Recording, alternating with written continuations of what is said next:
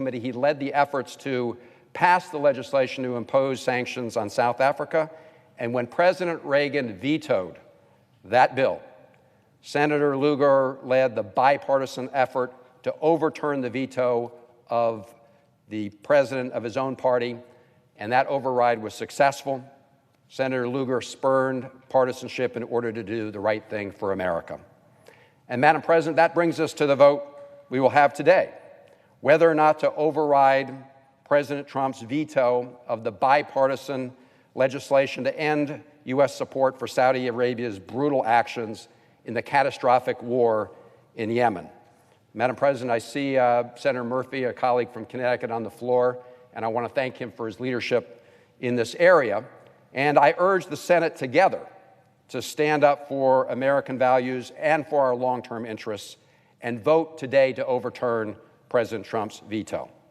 Whether it's Saudi Arabia's conduct in the war in Yemen or their grisly murder of American resident and Washington Post columnist Jamal Khashoggi, or their imprisonment of U.S. citizens, or their gross violations of basic human rights, the United States must reevaluate and reshape our relationship with Saudi Arabia.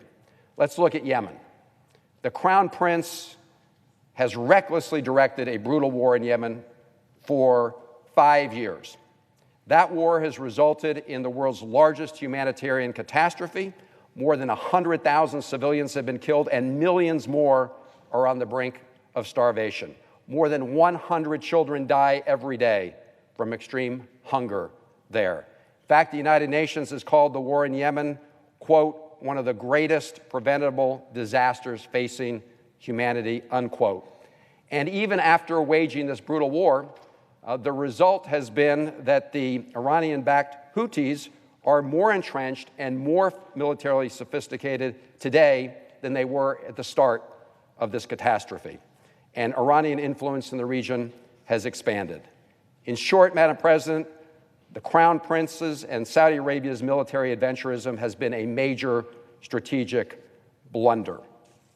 And so rather than vetoing the bipartisan legislation from Congress, the President and his administration should be working overtime to help resolve the conflict and bring a negotiated end to that catastrophe. Now, Madam President, I mentioned the vile and brutal murder of Jamal Khashoggi, who was a U.S. resident and a Washington Post columnist, and yet President Trump threw his own intelligence community under the bus when it came to the question of whether or not the Crown Prince had been complicit in the murder of Khashoggi in the Saudi consulate in Istanbul. It was the assessment of CIA Director Gina Haspel and others who said that the Crown Prince had been complicit in that murder, and yet President Trump said, maybe he did, maybe he didn't, and dismissed the whole thing. When the United States dismisses a CIA determination that the Crown Prince is responsible for the brutal killing and murder of an American resident, and we do nothing, that sends an awful signal around the world and puts Americans everywhere in danger.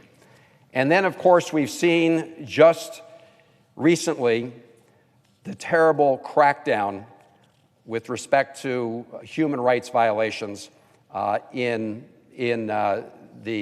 Saudi Arabia. In fact, just a week ago, Madam President, Saudi Arabia beheaded 37 citizens, most of them minority Shiites, in mass executions across the country for alleged terrorism-related crimes, which Amnesty International pointed out were nothing more than sham trials that relied on confessions extracted through torture. Among those put to death was a young man convicted for reportedly attending a pro-democracy rally during the Arab Spring when he was just a teenager. And, Madam President, I have here a headline report. Young man set to attend Western Michigan University was beheaded in Saudi Arabia. This was a man who was a teenager, was part of a democracy movement, imprisoned by the Saudi authorities.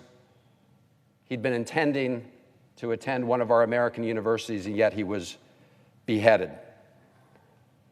And you also find that the Saudis are detaining a number of American citizens, dual nationals, for their activism on human rights. They were seeking greater freedom for women in Saudi Arabia. And so rather than holding the Saudi regime accountable, this administration instead seems determined to move forward in a very secret way with providing nuclear assistance to the Saudi government. They've talked about providing the authority for U.S. companies to engage in these conversations, even though Saudi leaders have openly talked about acquiring nuclear weapons and have raised the possibility of dumping spent nuclear fuel from their reactors on the border of neighboring countries. So, Madam President, instead of helping the Saudis with their nuclear program, and instead of vetoing bipartisan legislation to hold the Saudi government and the Crown Prince accountable, the President should be actually reaching out on behalf of American interests. But he chose not to. He vetoed the bill. It's now our duty in a bipartisan way to stand up for American values and American interests. And I urge this Senate to vote to override the veto of President Trump.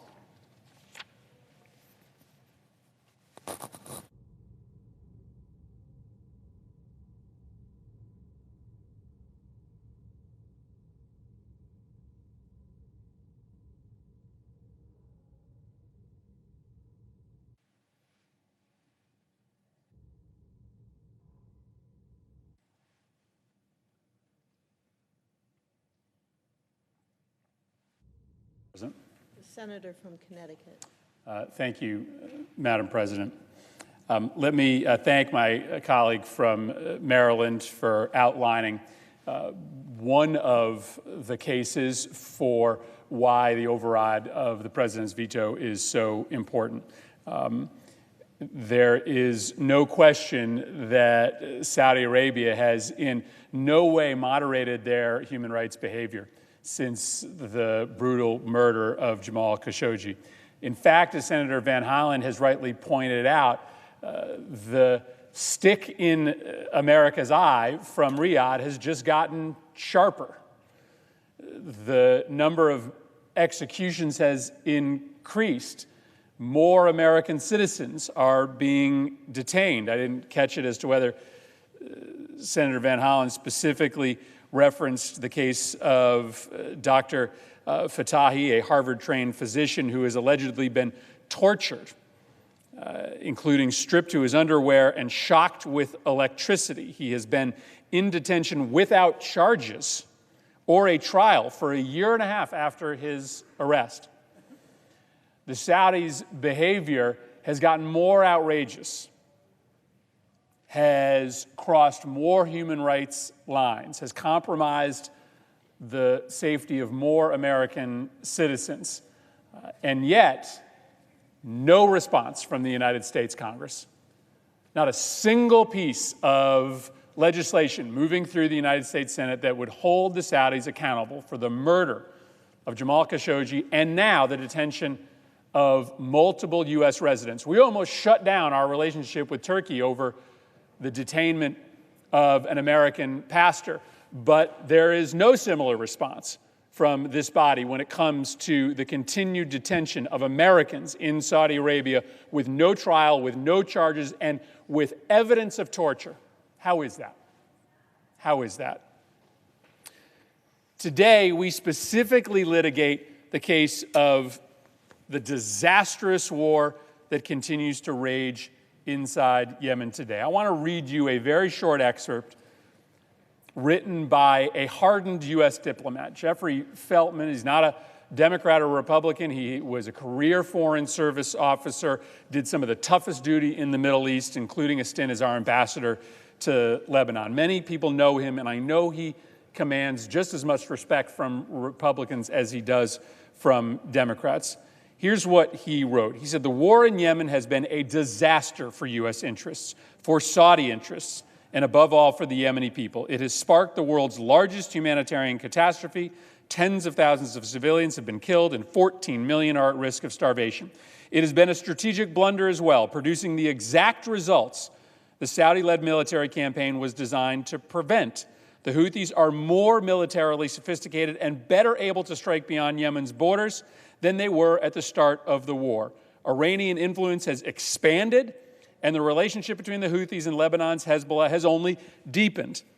And although the UAE has waged an effective battle against al-Qaeda in Yemen, terrorism remains a grave threat." Now, I could read you similar pronouncements from all sorts of other Middle Eastern experts. There is a hegemony of opinion that this war has been a disaster, not just from a humanitarian standpoint. And I had to select a picture that frankly wouldn't induce sickness from my colleagues. I chose a picture in which this young, starving boy's back is turned to the camera, but there are plenty others in which you would have a hard time holding down your lunch. It's not just the humanitarian nightmare, it is the strategic nightmare that is Yemen. Every single day that we stay involved in this war, the battle lines do not change. And yet, Iran and Hezbollah get more and more involved inside the military fight. There is a political deal to be had here. If the United States chose to lead diplomatically instead of follow militarily, there is a political deal that can be had. But for reasons that I do not understand, the United States does not lead the diplomatic negotiations. We outsource that to the UN. I'm a big fan of the UN, but there is not going to be a peace settlement in Yemen without the United States as the lead. Instead, we simply choose to follow the military campaign of the Saudis by helping them engage in a bombing campaign that has murdered thousands of civilians, either on purpose or by accident, has destroyed the civilian infrastructure of the country. And it does not relent. Every single time you meet with somebody from the administration, they tell you, well, it's getting better, it's getting better. There's really no evidence of that. On March 26th, airstrikes reportedly hit a hospital supported by Save the Children in northwest Yemen, killing at least 7, including 4 children. And there's no excuse for that because every single hospital is on the list of targets that the Saudis can't hit, and yet they continue to do so. Senator Romney and I just came back from the region. Here's what we heard. All of the relief agencies that do the big heavy lifting in Yemen flew into Amman, Jordan to talk to our delegation. I thought it was exceptional that they were making this trip. But then when they delivered the news that they had, I understood why they were making the trip into Jordan to meet with us. The report that they gave us was absolutely bone-chilling. And I want you to listen to this. Today in Yemen, there are 250,000 Yemenis who are so malnourished and so sick that they are beyond saving.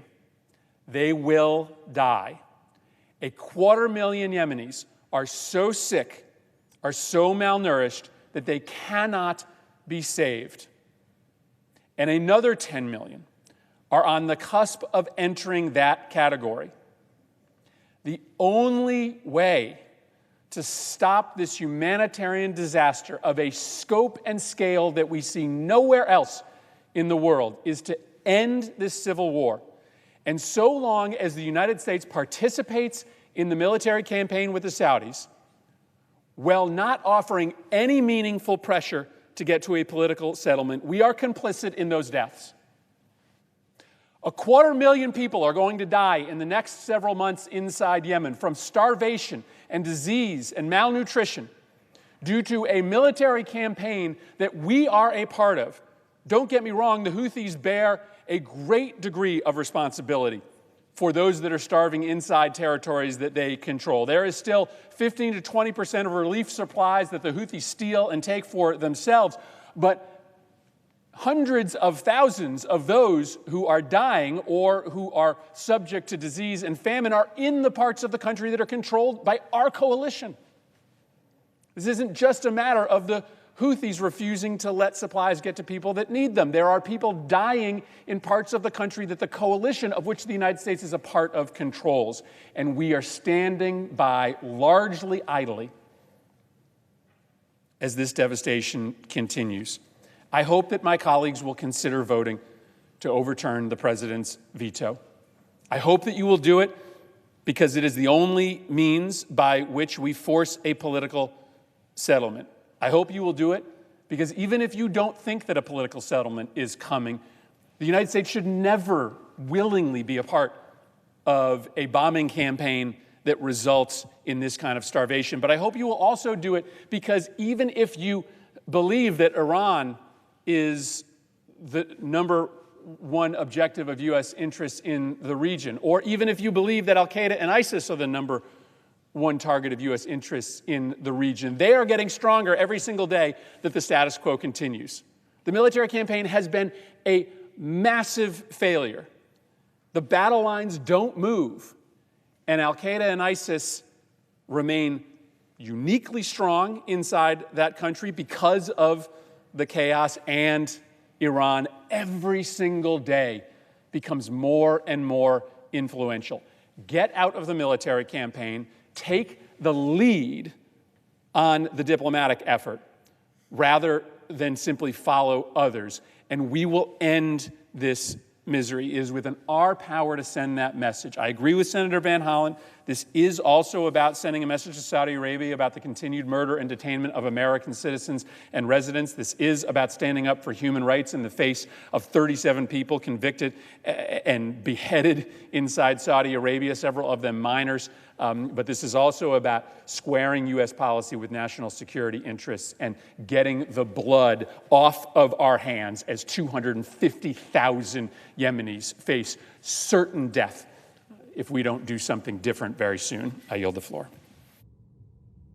Madam President. The senator from Maryland. Madam President, I really want to thank Senator Murphy for his longstanding commitment to this humanitarian need. We are now just a Senate vote away from making a major difference in regards to the humanitarian crisis in Yemen. And every member of the Senate will now be on record. So I want Senator Murphy to know that his work has been extremely important and is well understood. And that he is saying, I just really want to underscore, and that is the U.S. military engagement with the Saudi Arabia and its partners is counterproductive not just to the humanitarian crisis that exists today in Yemen, but to America's national security interest. The conflict in Yemen has become a humanitarian nightmare. And at this point, our involvement does not advance the interests of the United States, our partners, or regional stability. I recognize that we have a strategic partnership with Saudi Arabia and that we have a mutual desire to prevent the expansion of Iranian influence and terrorist groups who seek to do us harm. However, our current military support to Saudi Arabia, to the Yemen conflict, has become detrimental to these shared goals and our broader partnership. Madam President, the suffering this conflict has caused is beyond measure. More than 22 million people, nearly 75% of the population, are at grave risk. The country has now seen the world's largest cholera outbreak, which has killed thousands. Hunger and malnutrition are threatening 2 million innocent children under the age of 5. A recent Save the Children report concluded some 85,000 children have already died from starvation since the war began. Morally, continuing our military involvement in this disaster is simply should not be an option. I would also like my colleagues to look beyond our direct support to the role U.S. arms sales play in worsening the conflict. These sales cannot come at the expense of human rights, mass atrocities, and regional destabilization. Saudi Arabia has shown a disregard for international law by inflicting devastating losses on civilians, including young children. It is now well known that the Saudi-led coalition targets civilians and infrastructure vital to Yemen's recovery and reconstruction. In fact, a recent UN report concluded that the coalition air campaign is the leading cause of civilian casualties in Yemen, with 61% due to coalition airstrikes. Human Rights Watch, Amnesty International, and Bellingcat have found that the U.S. weapons have been used in these unlawful airstrikes. There is evidence that the coalition has used banned and inherently indiscriminate weapons like white phosphorus and cluster bombs. The military conflict has produced staggering human rights abuses. The AP, international organizations, and a special expert group established by the UN Human Rights Council have found that all parties in the conflict have committed grave violations of human rights and the laws of war. Houthi war crimes and abuses are staggering. However, reports indicated our supposed partners is also engaged in horrific abuses, including widespread torture and sexual abuse of coalition-run secret prisons. For all these reasons, it is imperative that there be a speedy and peaceful conclusion to the conflict in Yemen. It is clear, however, that this will not come from our military involvement. We must instead focus our efforts on supporting UN-led efforts to foster dialogue, a ceasefire, and humanitarian access. It is critical to prevent an expansion. It is critical to prevent expansion of the Iran influence and extreme groups in the region, but our military involvement is not helping us in that regard. Experts from across the ideological spectrum agree that the escalation of the conflict has increased Iran's and extreme groups' influence in Yemen. Our military campaign is counterproductive to our objective to minimize the influence and hopefully eliminate the influence of Iran and extreme groups. With all these considerations in mind, Republicans and Democrats in the Senate and the House of Representatives came together to pass Senate Joint Resolution 7.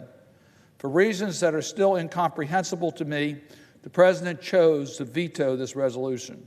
Oxfam recently responded to this by stating, and I'll quote, "The people of Yemen, the parties to the conflict, are watching closely, and the messages U.S. leaders send have the power to save lives. With a veto, they lost faith in the United States to see the end of their suffering a little further out of reach." Madam President, it's not, however, too late for Congress to do the right thing. By overriding this veto, we assert this body's authority to support peace and human rights while making America safer and more secure. Madam President, I would yield the floor and suggest the absence of quorum. Clerk will call the roll. Mr. Alexander.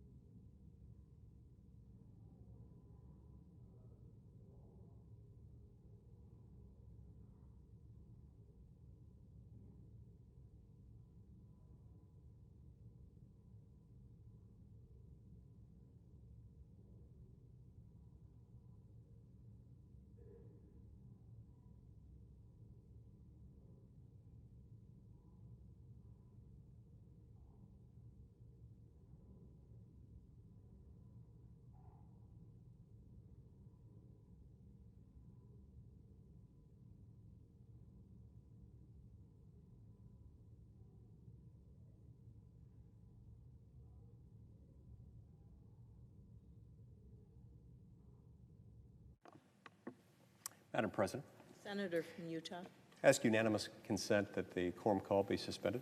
without objection.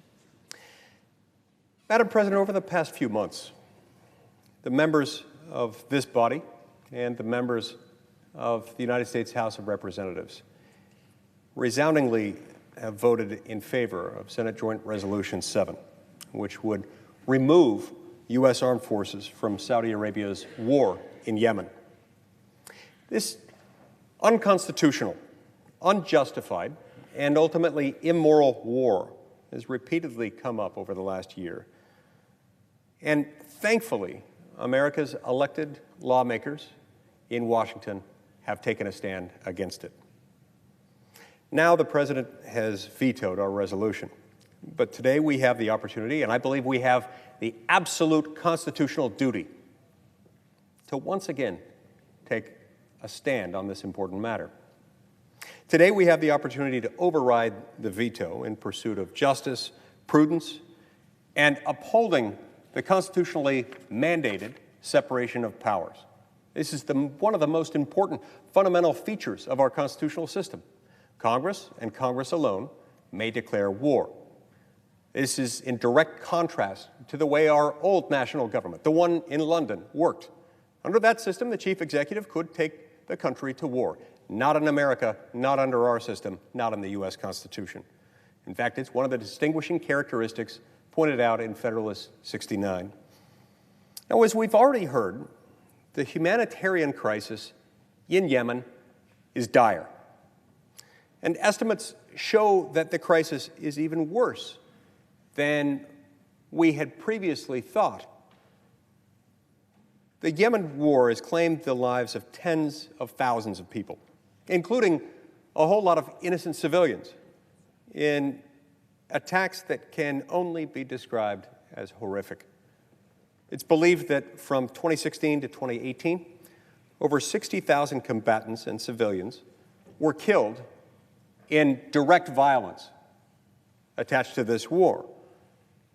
But the full scale of suffering from starvation, poverty, and disease is even more staggering than the stark numbers that I've just quoted involving direct combat or direct violence. Over half the population of Yemen is considered currently to be in the crisis stage of famine. An estimated 3.3 million children are malnourished, and over 84,000 children have died just between the start of the war in 2015 and October of 2018.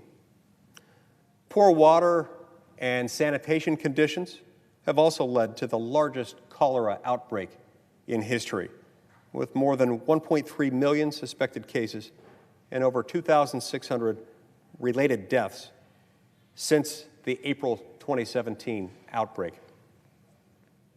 And contrary to the claims of some of our critics, the United States has in fact been aiding and abetting these horrors of this war. Indeed, these critics claim that we have somehow not been involved in a war in Yemen. But in March of 2015, shortly after Saudi Arabia launched its war against the Houthi rebels, the Obama administration authorized U.S. military forces to provide, quote-unquote, logistical and intelligence support to the Saudi coalition. The Obama administration provided this authorization without any kind of approval from Congress. Since then, we have helped the Saudis with surveillance, reconnaissance and information, target selection assistance, and until quite recently, with mid-air refueling, including mid-air refueling involving combat missions. In other words, we've been materially assisting a foreign power in its efforts to bomb its adversaries, and sometimes helping that foreign power to bomb innocent civilians on the ground in the process. Other opponents of our resolution claim that our involvement in this undeclared, unconstitutional, immoral civil war half a world away in Yemen is somehow constitutional is somehow statutorily authorized under the War Powers Act of 1973, which authorizes the executive branch to use armed forces in cases of emergencies and under certain limited, narrow time constraints. But the conflict in Yemen, a conflict between a regional rebel group on the one hand and the Saudi-backed government on the other hand, by no means constitutes or in any way presents a threat to the safety of American citizens in the United States. And our involvement has far surpassed the allotment of any emergency time constraint contemplated under the War Powers Resolution. Still others say that we're not engaged in quote-unquote hostilities that constitute a conflict of war under the War Powers Act. But these critics, of course, are relying on an overly narrow and outdated definition from a 1976 memorandum. A memorandum, I would add, internal to the executive branch. In that respect, it's self-serving, and in one that does not include the indisputably high-tech activities of war today. The way we fight wars today often ends up involving cyber activity, reconnaissance, surveillance, and target selection. The precise activities we're engaged in this war in Yemen. But even aside from that, under the War Powers Act, we ourselves do not have to be involved in hostilities. We don't have to establish that in order to trigger the War Powers Act that we're involved in hostilities. The War Powers Act is triggered so long as we are sufficiently involved with the armed forces of another nation. When those armed forces of another nation, are themselves involved in hostilities.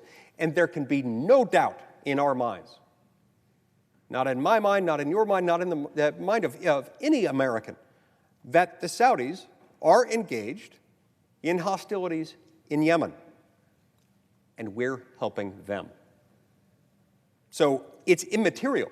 It is completely inconsequential if you accept this crabbed, self-serving, narrow, outdated definition of the word hostilities found in this 1976 Department of Defense memorandum. And finally, some opponents of this effort, of this resolution, to call for our withdrawal from this undeclared, unconstitutional, immoral war in Yemen, some of them are saying that removing U.S. forces would somehow hurt our efforts to combat terrorism in the region, specifically against al-Qaeda and ISIS, and would endanger the lives of American citizens and soldiers. In the first place, these critics are dangerously conflating different geopolitical conflicts. The conflict in Yemen is a regional civil war. It is not about al-Qaeda. It is not about ISIS.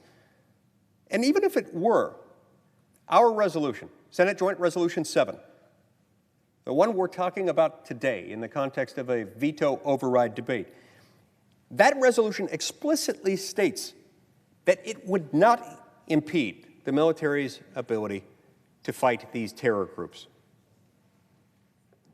But furthermore, there is evidence that our involvement in Yemen might well have, in fact probably has, further destabilized the region, and that it has actually undermined the effort against al-Qaeda's affiliates. A 2016 State Department report found that the conflict between the Saudi-led forces and the Houthi insurgents has actually helped al-Qaeda in the Arabian Peninsula, also known as AQAP, and ISIS's Yemen branch, to, quote, deepen their inroads across much of the country, close quote.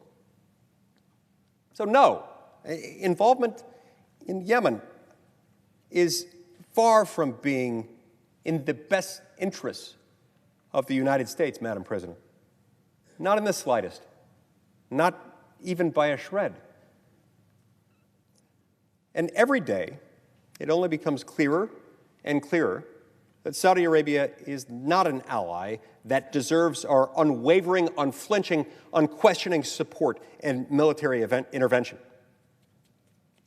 Especially when our own security, the security of the American people on U.S. soil, is not on the line. Last October, there was, of course, the killing of Jamal Khashoggi. In February, a report came out suggesting that the United Arab Emirates have actually transferred American-made weapons to al-Qaeda-linked fighters and other military groups. In other words, the Saudi-led coalition is possibly giving our own weapons in violation of our own end-user agreements with them to give to the very terrorist groups we're trying to fight, the very terrorist groups that opponents of this resolution incorrectly suggest would benefit from the passage of this resolution. And just this past week, news surfaced that the Saudis ruthlessly beheaded 37 men who were mainly minority Shia Muslims. 5 of them gay men who were suspected to have been tortured into a confession. Perhaps we ought not be supporting that regime at all, Madam President. Perhaps we ought not give unflinching, unwavering, unquestioning devotion to a regime that treats its own people that way and that has harmed others in its own region in the way that it has. But at a bare minimum, we should not be fighting an unjust civil war on their behalf, half a world away, without congressional authorization. Article 1, Section 8 of the Constitution unequivocally states that Congress shall have the power to declare war. Congress, not the President, not the Pentagon, not someone else in the executive branch, not some expert anywhere in the executive branch of government, but Congress. And they did so. They made it this way because they understood that the decision about whether to go to war is a decision fraught with immense moral peril. There is nothing pretty about war. And it always, when we face such a decision, involves a decision to put American treasure and American blood on the line. Even if you think that with modern day weaponry or the modern way in which we fight wars, if you think that American blood and treasure is not being put on the line, that simply isn't true. That is exactly why the Founding Fathers placed this power in the legislative branch, where it can be exercised squarely in front of the American people by their elected representatives. This power was always intended to be exercised only by the branch of government most accountable to the people at the most regular intervals because of the moral peril necessarily involved in any decision to go to war. Moral peril involving the use of U.S.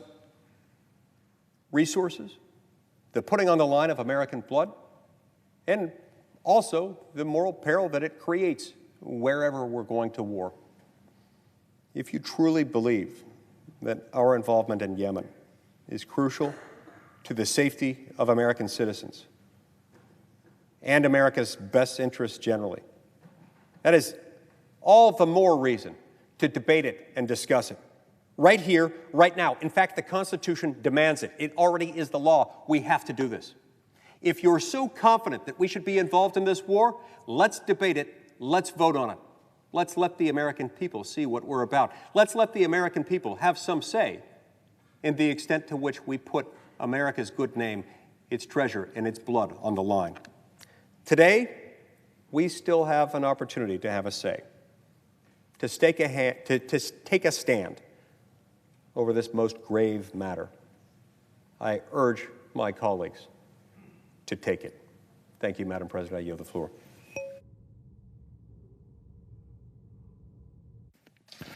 Madam President. The senator from Vermont. Madam President, let me thank Senator Lee and Senator Chris Murphy for their outstanding and consistent leadership on this issue. You know, at a time when the country bemoans the fact that there is not a lot of bipartisanship. This effort indicates that people with very different political philosophies can come together on an issue of enormous magnitude. And I do want to thank Mike Lee for his great work on this. Madam President, I rise today to speak in support of overriding the President's veto of Senate Resolution number 7.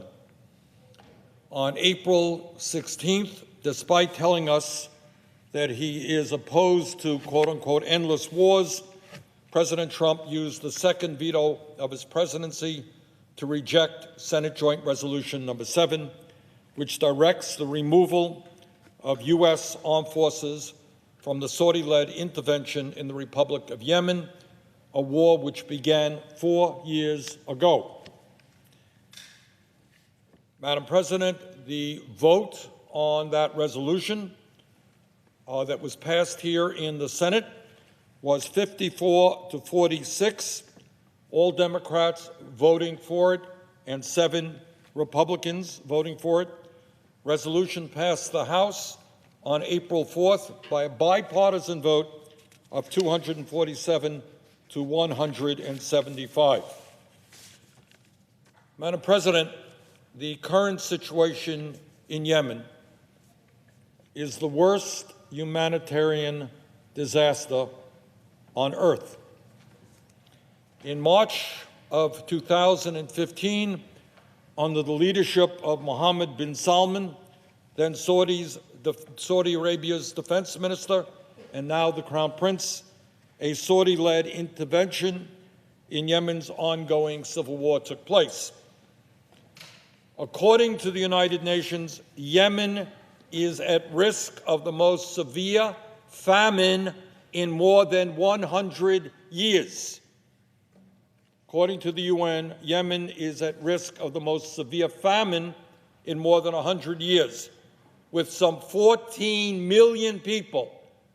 This is a small country, some small, poor country. Some 14 million people now face starvation. As a result of this war, Saudi-led intervention that we are supporting, according to Save the Children organization, Madam President, some 85,000 children have already starved to death, and millions more face death if the war continues. And it gets much worse than that. A new United Nations Commission report just published by the University of Denver states that the impact of this war on civilians, particularly children, is actually far more serious than previously thought. If this war continues, the report estimates that by the end of 2019, it will have taken the lives of some 219,000 people in Yemen, including 140,000 children under the age of 5. According to this report, every 12 minutes, a Yemeni child is dying as a result of this war. The magnitude of the suffering in that country is literally unimaginable. We're talking about the possibility of millions of people starving to death, of hundreds of thousands of people dying by the end of this year. And the fact is that the United States, with relatively little media attention, has been Saudi Arabia's partner in this horrific war.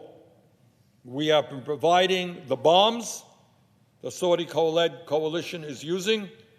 We have been refueling their planes before they drop those bombs, and we have been assisting with intelligence.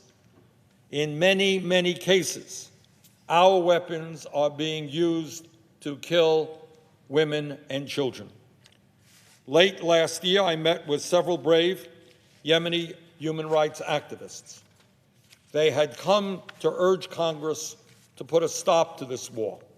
and they told me clearly that when Yemenis see "Made in the USA" on the bombs that are killing them, it tells them that the USA is responsible for this war. And that is a sad and tragic truth. Mr. President, the bottom line is that the United States should not be supporting a catastrophic war led by a despotic regime with a dangerous and irresponsible foreign policy.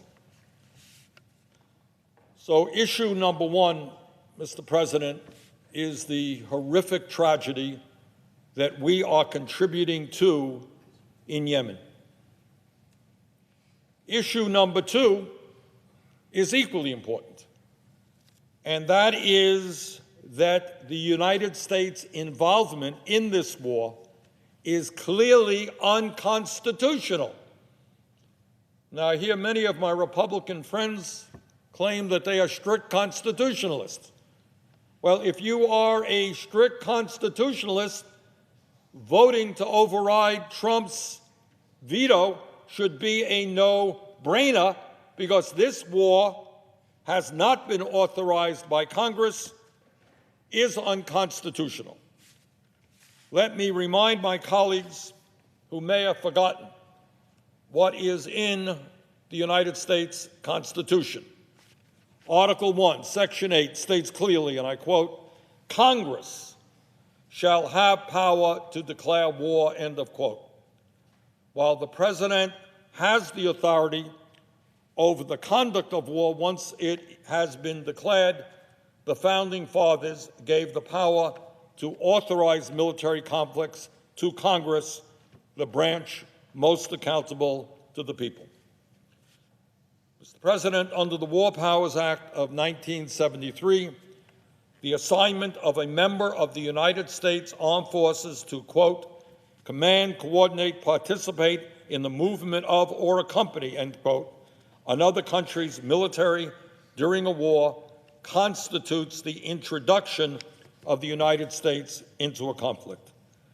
Our military involvement in the war in Yemen, which has included logistical and intelligence support, as well as aerial refueling of Saudi warplanes, clearly meets this definition. Mr. President, for far too long, the United States Congress, under both Democratic and Republican administrations, has abdicated its constitutional role with regard to the authorization of war.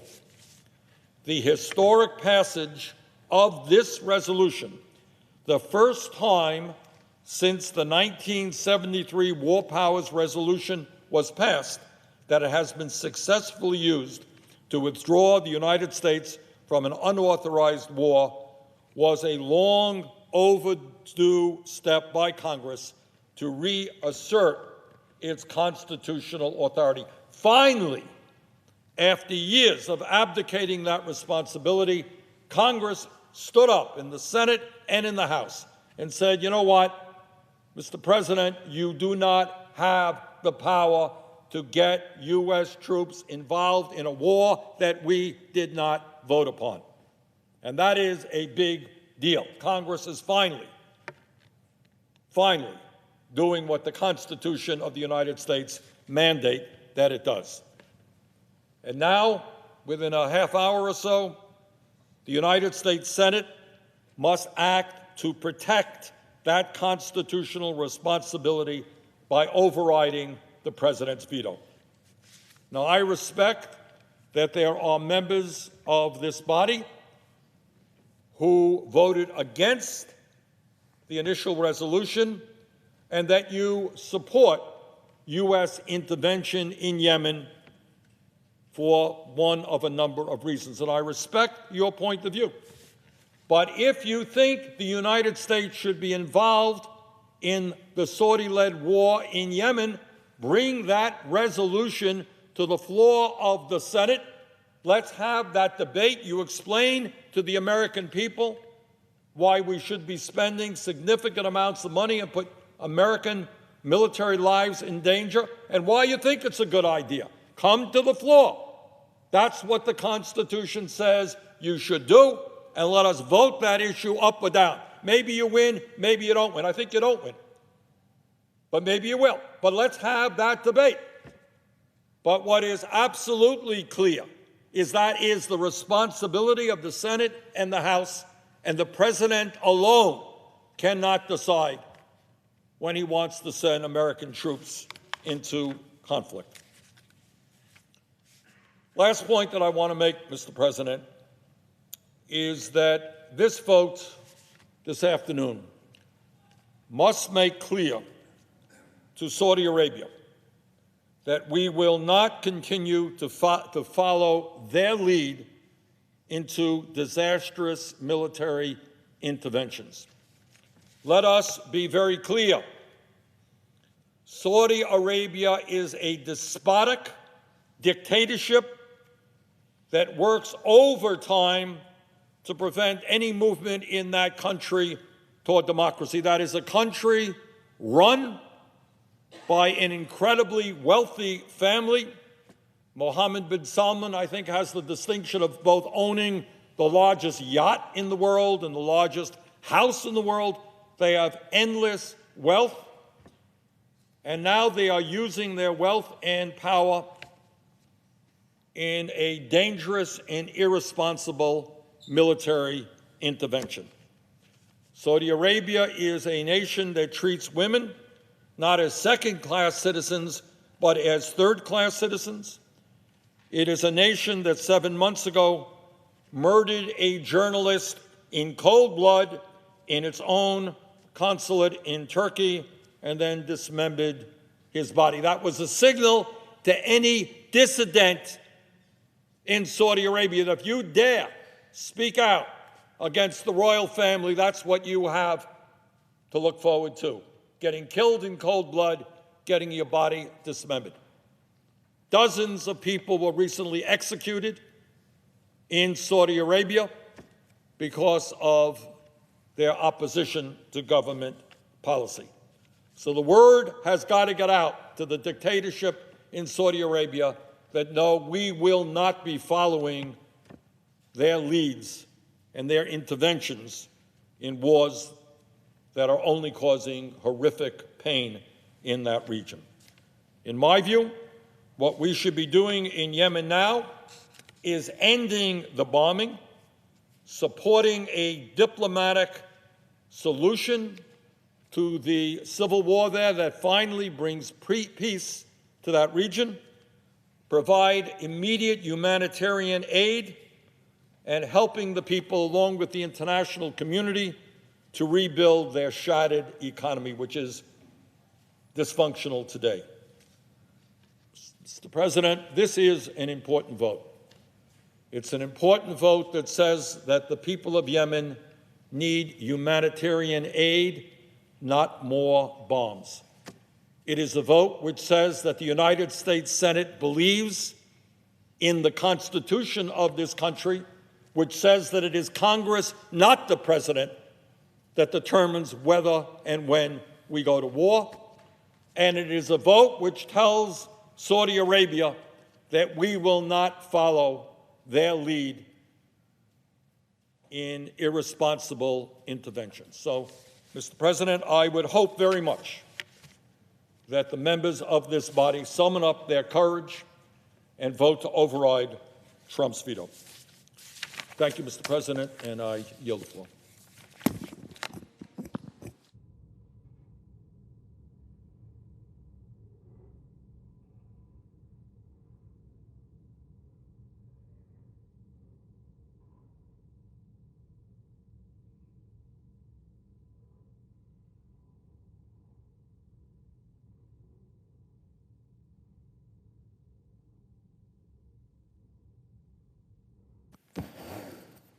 Mr. President, I note the absence of a quorum.